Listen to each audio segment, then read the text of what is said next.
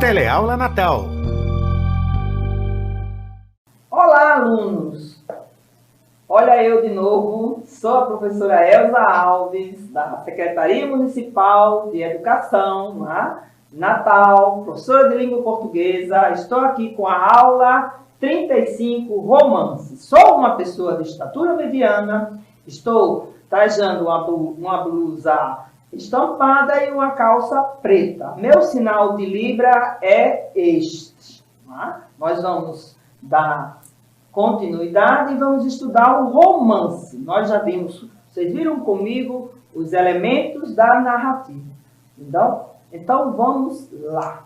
A aula de hoje. Para iniciar, peguem o material, organize-se.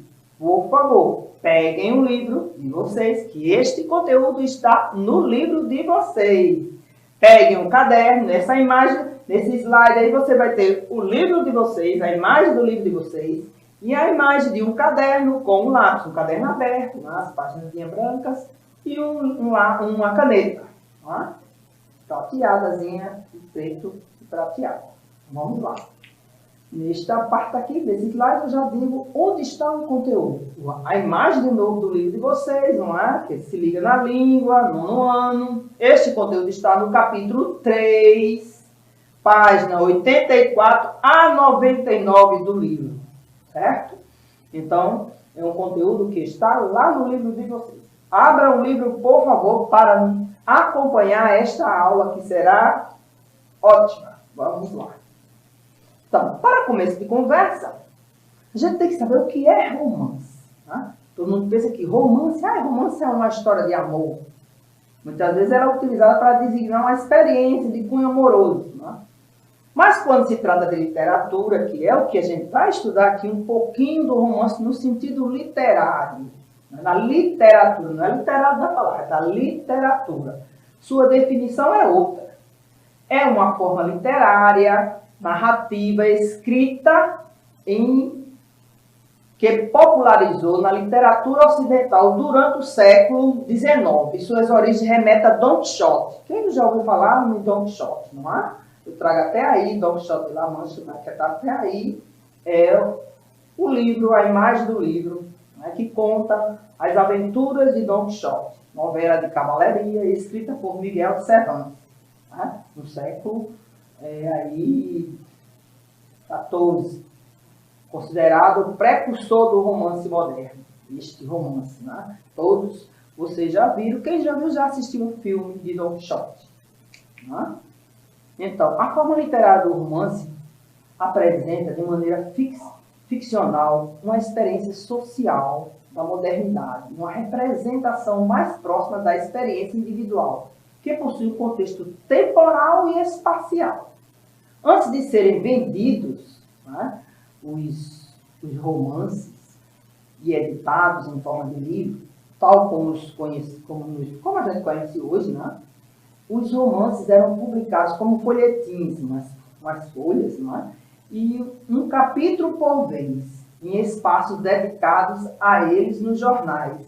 Isso colaborou para a popularização desse tipo de história ficcional, já que eram veiculados em meios de comunicação de grande circulação e deixavam os leitores ávidos por dar continuidade à narrativa, algo semelhante aos seriados de novela televisiva, das televisões de hoje.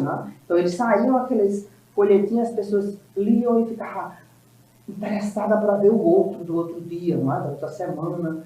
E do mesmo modo, dessas pessoas que assistem novela, fica tudo apreensiva para ver o capítulo hoje é novela tal. Do mesmo modo era as novelas, os romances antigos, quando não tinha televisão. E também tinha os romances as novelas de rádio, os romances. As pessoas escutavam quando não tinha televisão. E vocês agora vão pegar o livro de vocês, a gente vai ver um pouquinho agora de um texto, que vai contar o primeiro capítulo do romance A Máquina, de Adriana Falcão, que está lá na página 84. Só para a gente ver como é que a Adriana vai contar. Este é o primeiro capítulo. Lá no livro de vocês, vocês têm 3 capítulos. Mas eu só trouxe o primeiro capítulo. Veja que ela não coloca assim, primeiro capítulo. Ela inicia, ela diz que vocês... Diz lá que ela traz 3 capítulos. Né? O livro traz 3. Mas não tem.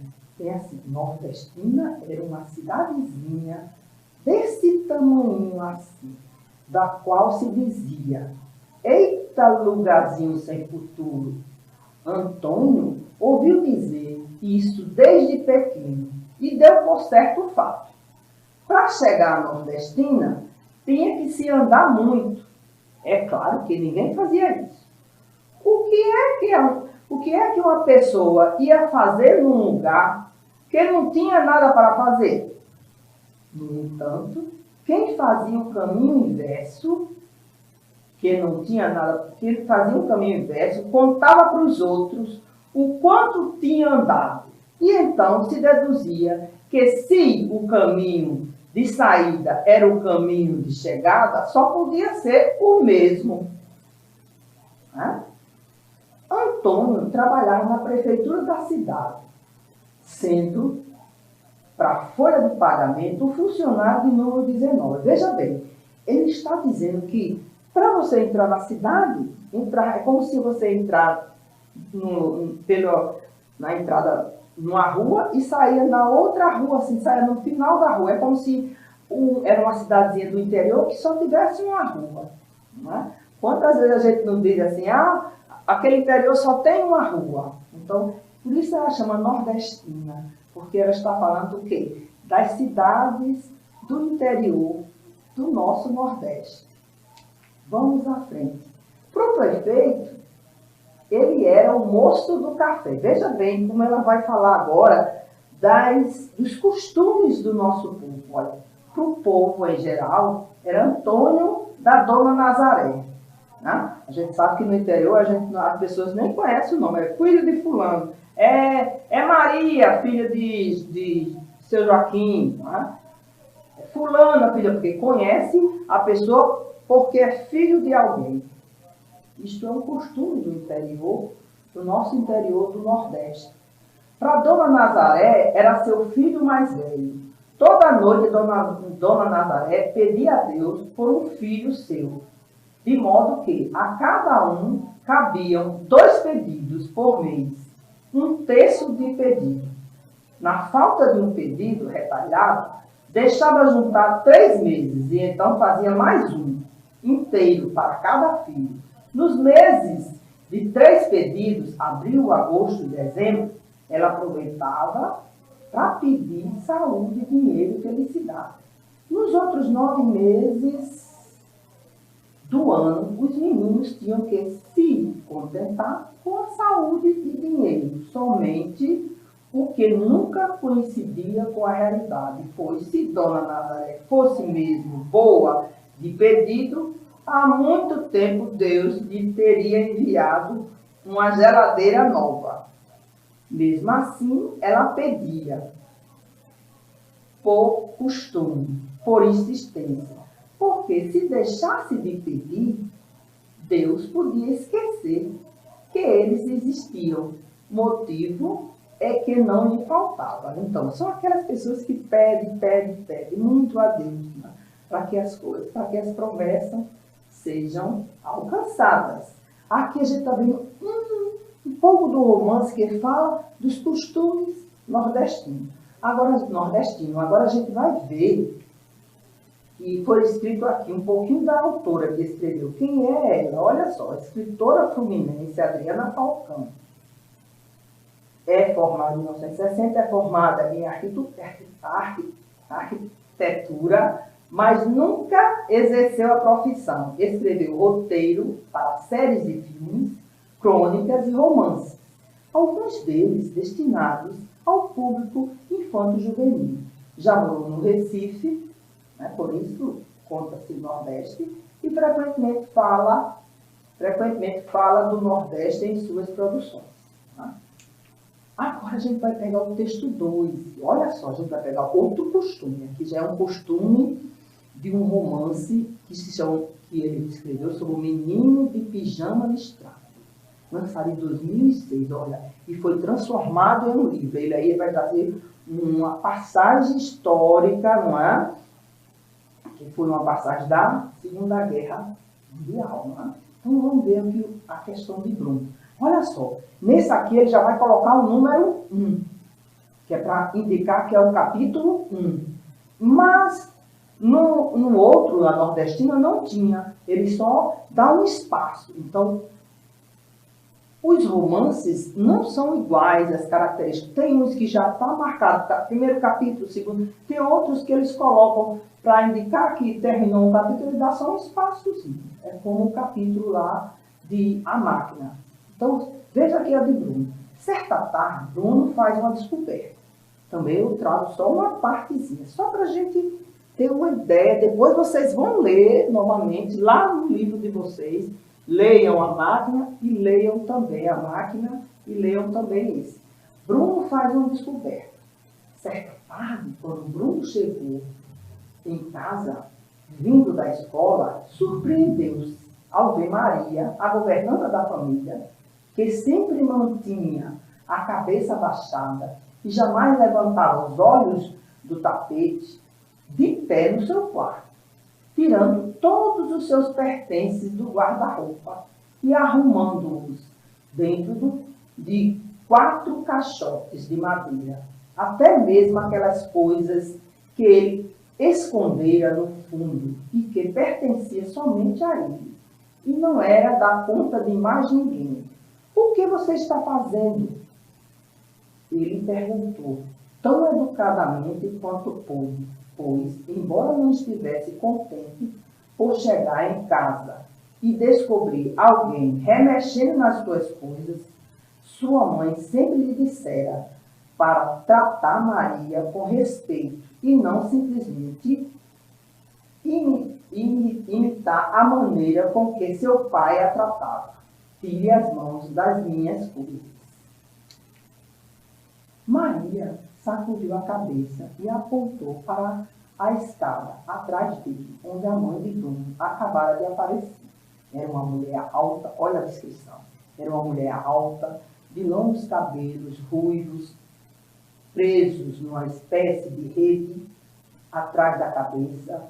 Ela estava retorcendo as mãos em sinal de nervosismo, como se houvesse algo que ela não quisesse falar, ou alguma coisa em que não quisesse acreditar. Mãe, disse Bruno, marchando em direção a ela. O que está acontecendo? Por que a Maria está mexendo nas minhas coisas? Ela está fazendo as suas malas. A mãe explicou. Agora nós vamos ver uma partezinha do filme O Menino do Pijama Listrado. Depois a gente comenta, conversa sobre essa parte. Antes disso, a gente vai ver um pouquinho do escritor. Quem foi o escritor? De quem é o texto, né? O texto que foi transformado em filme e esse que a gente leu. Vocês têm aí no livro de vocês, tem um no boxezinho, tem lá. Escritor irlandês, John Boyne, começou a escrever romances aos 19 anos. O primeiro foi publicado em 2000. A maioria deles é ambientado em épocas passadas. Isso aí é uma época passada. E tem crianças e jovens como protagonistas. E o protagonista aí é quem? É Bruno. Vamos ver agora um pouquinho do filme. Também. No final do dia, na pecaria, na rouparia e na fábrica de botas, os trabalhadores aproveitam muitas formas de passatempo que o campo pode oferecer. Esportes organizados são muito populares. Aqueles que não participam certamente gostam de assistir. Ao final do dia de trabalho, o café localizado no centro é o local ideal para amigos e familiares confraternizarem durante uma refeição farta e nutritiva. As crianças, principalmente, gostam dos pães e bolos oferecidos.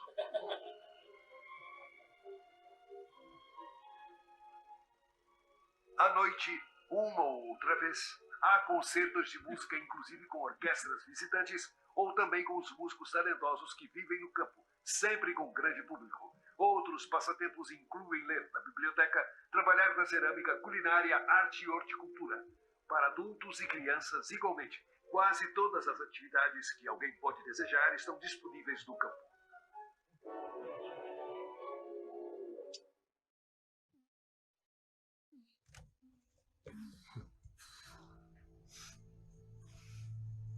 Eles cheiram ainda pior quando queimam, não? Como?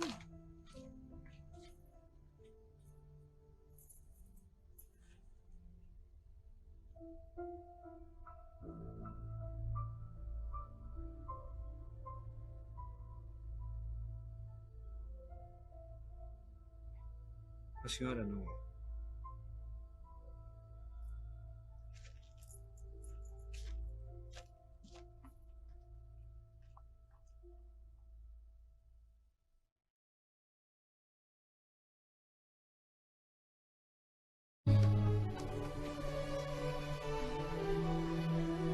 Vem logo!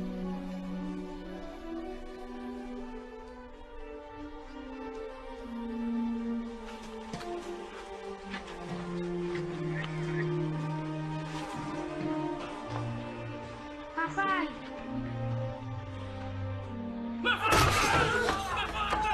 O que houve? Eu não sei, Bruno. Nós temos que marchar às vezes. O que está acontecendo?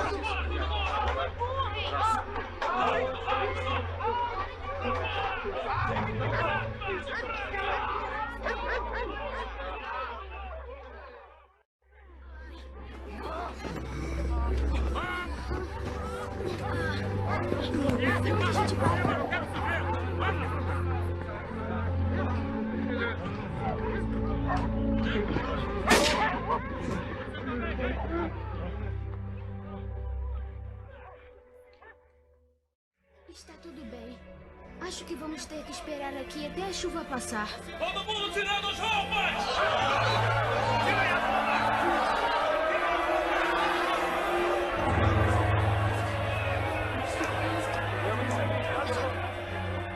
O que vão fazer? Nos mataram?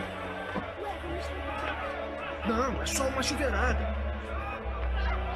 Ah, chuveirada?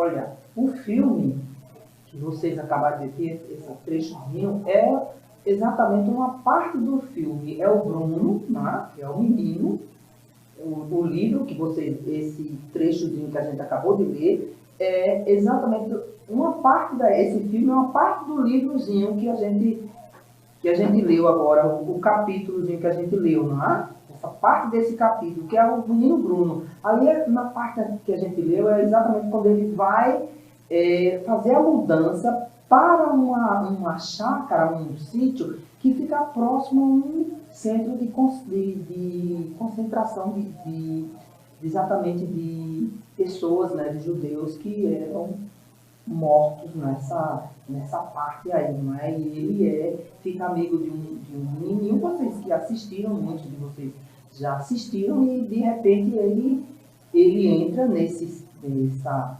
centro de concentração e acaba sendo confundido, não é confundido não, porque ele veste a roupa de como se fosse prisioneiro e entra lá e é morto, não é? E os pais ficam apreensivos, corre, e de repente perde o próprio filho, não é? Então, é também um romance que foi escrito por esse escritor que vocês viram aqui, não é? Ó, o mesmo escritor do livro, o John Bonham, não é? Que vocês viram neste livro. Então, vocês leem, porque quando vocês leem todo este capítulo, vocês vão ver que é exatamente a parte que eles estão se arrumando para fazer esta mudança. Ele vai sair da escola, veja que a mãe quer que ele trate a empregada de uma forma educada, não quer que ele trate como o pai trata, porque o pai não trata a empregada de uma forma educada. E a mãe tem um olhar diferente. Né? Você tem até naquela parte do texto que eu mostrei. Então, isso aí são romances populares e romances por quê? Que a gente sabe que está aí popular demais no mundo inteiro. Não é? São estes alguns dos romances que a gente vai ver agora. Olha, a característica do romance. O romance pode ser uma narrativa longa, escrita em prosa, que a gente tem lá o verso, que são os poemas, e tem a prosa. Geralmente é dividida em capítulos. A gente viu lá, eu mostrei que o capítulo de A Máquina, ele é dividido em capítulos, mas não tem assim 1, 2, como tem o Bruno, né? O menino de pijama listrado. O menino de pijama listrado, ele tem lá o primeiro capítulo, o segundo capítulo, ele é marcado por numeral. Enquanto que o A Máquina, ele não é marcado por numeral. A ambientação temporal, a narrativa deve acontecer em determinado tempo, que pode ser linear ou não linear, objetivo ou subjetivo. Tá? É algo que é marcado ou não. Tá? Aquela parte que é psicológica ou é marcado no tempo. Tá? A ambientação espacial. Além do tempo, o romance é ambientado em determinado espaço, onde as ações acontecem. Aí eu trago um livrozinho, livro aberto, que está marcado exatamente os capítulos. Veja que tem até está aberto e tem um espaçozinho que dá para mostrar que é o final de um capítulo e o início de outro. Certo? O enredo ou a trama. O romance conta uma história que é apresentada a partir do encadeamento de eventos, não é? Ele vai contando, ele não é como um conto que às vezes tem 1 ou 2 eventos e finaliza. O romance não, ele é mais longo, tem vários eventos, várias tramas. Não é como uma novela que você vê que tem vários eventos, vários fatos acontecendo, às vezes várias famílias. Né? A presença de personagens que podem ser planas, lembra das planas que eu falei, né? Aquelas que não mudam o comportamento, elas são do início do romance até o final da mesma forma, e tem aquelas redondas, que elas podem mudar, né? Elas podem ser, de repente, um vilão, e daí ela muda e passa a ser uma pessoa com um comportamento melhor. Né? Então, são as protagonistas, antagonistas em número variável, mas que se relacionam a partir da trama principal. Na imagem eu trago aí a imagem dos personagens do Sítio do Pica-Pau Amarelo, né? Que foi um romance também, com vários episódios, que passou muito tempo na televisão. Eu tenho a Dona Benta, a boneca Emília e o Visconde de Sabugosa. Né? Estão aí. E o gênero. O gênero é em constante mutação. O romance não é uma forma acabada, mas está continuamente se transformando, assim como a humanidade. Né? É um gênero aberto. Ele pode mudar. Os romances antigos é de uma forma. Hoje os romances são bem mais modernos, porque ele vai acompanhar a evolução da humanidade. Né? Porque quando vocês leem Machado de Assis, vocês acham horrível. Muitas pessoas não gostam, até a língua. A forma de escrever é diferente. Não é? Então, o gênero aberto aos mais variados experimentalismos, buscando novas formas de captar a atenção do leitor. Então, cada vez mais o gênero romance, ele tem que estar aberto para chamar a atenção do leitor, porque senão o leitor não lê, né? O romance. Aqui eu trago agora os tipos e os exemplos de romance. O romance histórico é aquele que traz ações que são ambientadas em um dado período ou evento histórico. Aí eu trago aqui as Minas do Rei, né? As Minas de Prata, que são exatamente essas minas, que conta a história das minas lendárias da Bahia. Né? E o romance regional, conhecido como romance regionalista, aborda os temas regionalistas. Eu trago aqui Vidas Secas, não é? Que conta a história do que Vidas Secas tem até a cachorrinha, um cachorro, que é a história dos retirantes, que sai do Nordeste, né? Que vai para outra cidade em busca de melhores condições, né? De vida. Que conta essa a história dos retirantes, Vidas Secas. Aí vem o romance de formação. Narra a história de crescimento e amadurecimento de um protagonista, ilustrando as dificuldades e os percalços durante o longo caminho de formação moral, física e psicológica de um ser humano. Aí a gente vai ver o Ateneu. O Ateneu vai contar a história de quê? De um aluno que ele vai estudar numa escola muito rígida, São Paulo, né? E daí ele vai enfrentar muitos problemas até da formação dos próprios professores, do próprio diretor da escola, não é? Tem todo um aparato diferente que ele vai bater de frente, às vezes até de tanto medo ele desmaia, o principal protagonista deste romance de formação. Então é a formação dele no todo o enredo do texto. É bom ler. E o romance de ação, eu trago aí o chamado Cuco, que a história é centrada em vários, a gente tem aí um aparato de vários romances policiais. Né? Quem gosta de romance policial é uma boa dica, o chamado Cuco. A história é centrada nos desdobramentos de ação do protagonista. Os chamados romances policiais encaixam-se nessa categoria, com a especialidade de localizarem a ação em torno de investigações criminais. Né? Então, o chamado policial é o chamado Cuco, que é um dos livros que traz um maior número de histórias policiais. E a gente tem agora o romance picaresco, protagonizado por um pícaro, isto é, um personagem de origem humilde, sem trabalho ou profissão fixa, que vive nas mais diversas ocupações para garantir sua sobrevivência, muitas vezes envolvendo-se em atividades escusas ou ilícitas. Tá? Aí eu trago o Memórias de um Sargento de Melícias, que é a história de Leonardo, que é filho de duas pessoas, e ele é uma pessoa que, na verdade, é corrupto, não é? Ele tem muitas atitudes que não são corretas. A gente pode pegar também aquele personagem que a gente viu nos elementos da narrativa, né, que eu trouxe até no Alto da Compadecida, né, que é gente vê dois personagens que não têm emprego, mas que vivem de fazer o quê? De fazer, enrolar um e a outro para ter um ganho de algo, não é? É o João e o outro. E a gente vai ver agora o romance autorreflexivo, também chamado de metaficcional, caracterizado por inserir no texto colocações que dizem respeito ao próprio ato de escrever.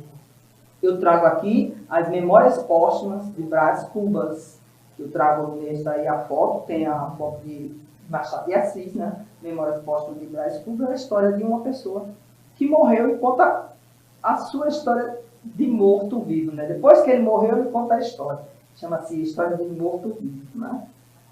Que ele vai contar, depois que ele morreu, ele vai contar tudinho, toda a sua vida, até a sua morte, né? E o romance psicológico, centrado na consciência individual das personagens.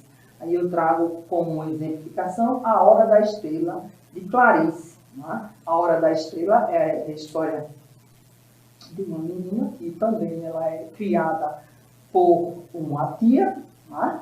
E ela, de repente, a tia morre e ela vai embora para São Paulo, para a cidade grande. Ela trabalha como datilógrafa naquela época, né? Eu não sabia nem datilografar, mas aprendi.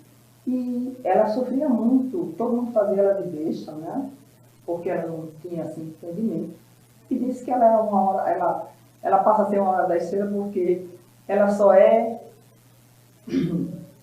gente quando ela é atropelada. Ela morre atropelada e ali, quando a pessoa é atropelada, não corre várias pessoas para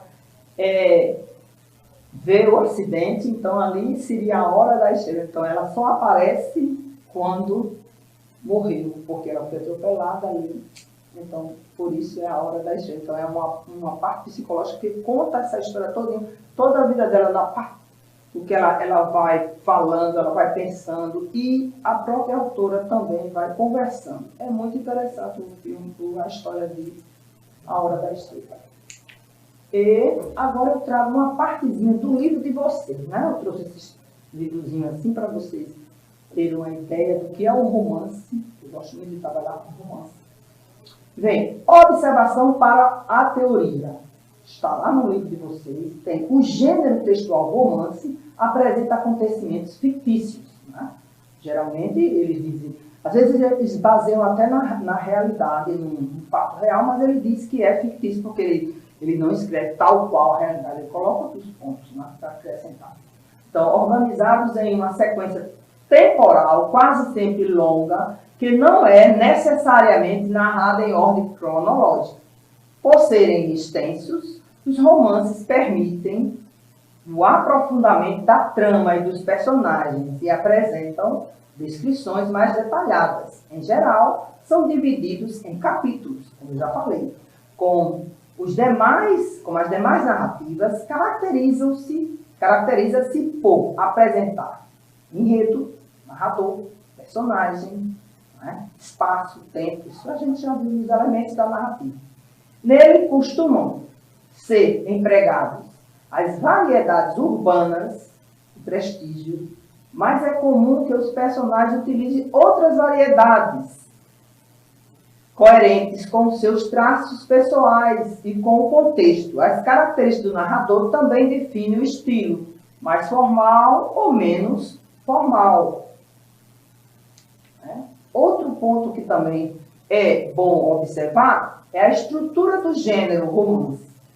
É mais complexa que o gênero conto. Né? O romance apresenta uma série de personagens, como eu já falei, são vários eventos, né? Em torno dos quais se desenvolve a história central e também histórias paralelas, que resultam em outros conflitos.